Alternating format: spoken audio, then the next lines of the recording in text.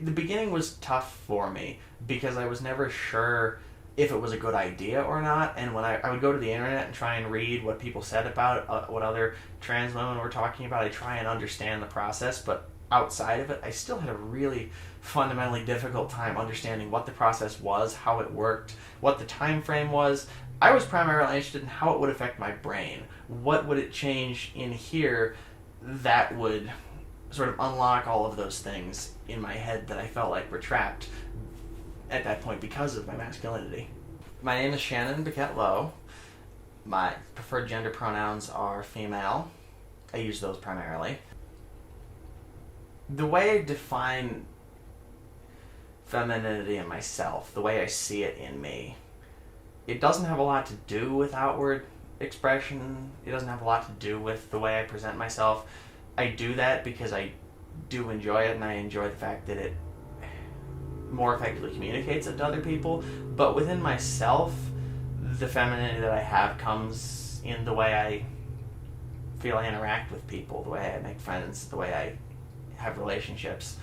That's where it's most important to me, that recognition of it. Yeah, dressing like this really does help communicate that to the people that I meet, so I can both meet the right people and get what I need from the people who aren't going to try as hard to understand. But this is just for everybody else. That's where I was sort of the hardest and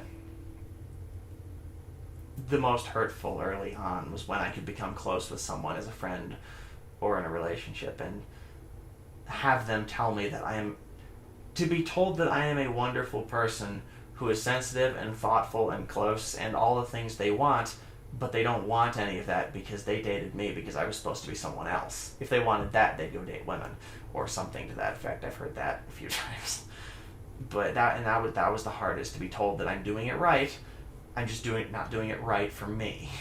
I remember talking to my therapist probably about 9 months ago, and this is exactly what I was talking about. I was saying, I don't know what being female is going to mean to me if everyone's expecting outward feminine expression. But beyond that, I feel like I'm just changing my outward expression to fit what people need so that they will treat me as the person that I am. And she said, yes, that is the most common thing I hear trans people talk about when we have these sessions, is at some point they recognize that this is sort of a dumb societal expectation that they look a certain way so that they can be treated as the person they feel they are.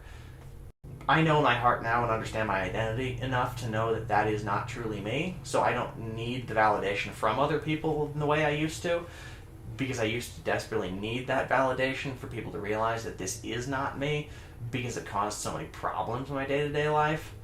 But it would be nice if I didn't have to even worry about what I was getting from other people in that kind of validation.